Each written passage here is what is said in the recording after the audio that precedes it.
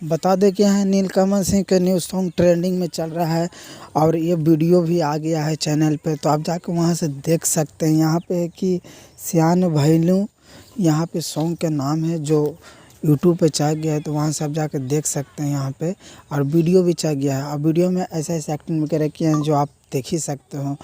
Romantic दम है, लग रहा है कि हाँ वीडियो बना हुआ है नीलकमल सिंह भैया के। तो आप देख ही सकते कितना मस्त इसमें एक्टिंग वगैरह किए हैं, जो इनको गाना अभी ट्रेंडिंग में नीलकमल जी को चल रहा है।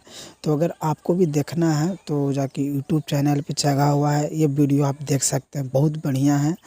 आप देख सकते हैं बहुत इसमें एक्टिंग वगैरह की है, आप समझ सकते हैं इसमें।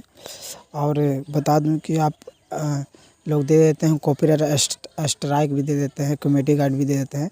बिल्कुल ये ना करें। अगर कोई भी दिक्कत मेरी वीडियो से हो तो आप ईमेल पर मैसेज एसएमएस करें, मैसेज करें, आपको मेरा जो वीडियो है वो हटा दिया जाएगा। कोई दिक्कत अगर आपको मेरी वीडियो से हो तो अगर हमारे चैनल पर नया है तो सब्सक्राइब भी ज़रूर से ज़रूर कर दें, कि अगला वीडियो भी मैं डालूँ तो आपको पास ज़रूर से ज़रूर पहुँचे।